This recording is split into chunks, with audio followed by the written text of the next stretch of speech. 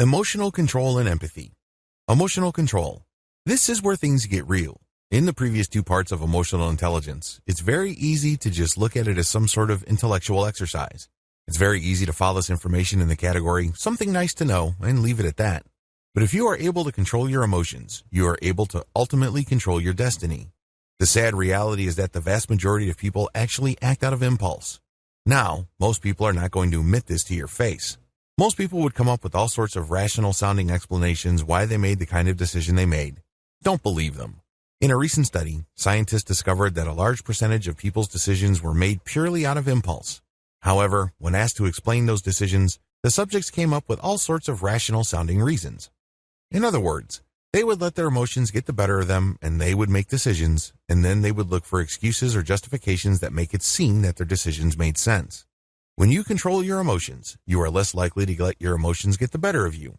When you make a choice or you take action, you are more likely to do so based on a rational decision-making process. In other words, you would weigh the pros and cons. You would go out of your way to research what exactly is going on and what type of action would lead to the best outcome. That's how rational people make smart decisions. You're more likely to do things that way than simply going with your gut, or, worse yet, getting all emotional and just letting your emotions run wild as you make a decision.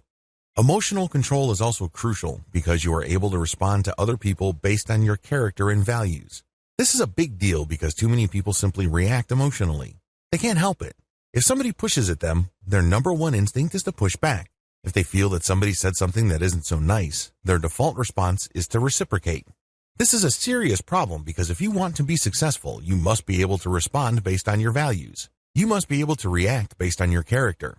But unfortunately, if you just spend your time simply reacting, you're dealing with the lowest common denominator. You're dealing with revenge, getting stuff off your chest, making a problem go away, or even worse, giving in to your worst instincts. Believe it or not, emotional management plays a very big role in whether a person is going to reach the pinnacle of success. Like I said in the introduction to this training, there are lots of people with high IQs who are living their lives far below their fullest potential. A lot of this underperformance, if you will, stems from their lack of emotional management. It's not unusual for perfectly intelligent people to make unintelligent choices because they react emotionally. When you develop your emotional intelligence, you are able to manage your emotions better so you would be able to make higher quality decisions. Empathy. Being able to put yourself in other people's shoes is a very powerful skill.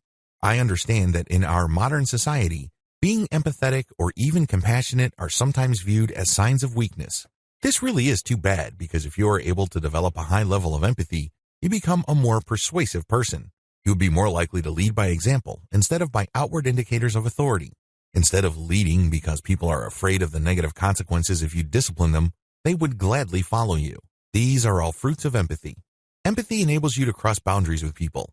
They can easily see that you see the situation with their eyes and that you're giving them their due respect.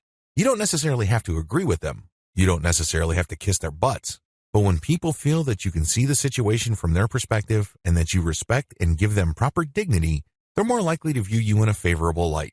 This goes a long way in increasing your leadership capabilities. It also goes a long way in making you more persuasive and likable. Now, please understand that empathy has two levels. It's one thing to step into another person's shoes and look at the world from their eyes. It's another thing entirely to be able to communicate that empathy in a clear and effective way. Empathy skills in the context of emotional intelligence involves both.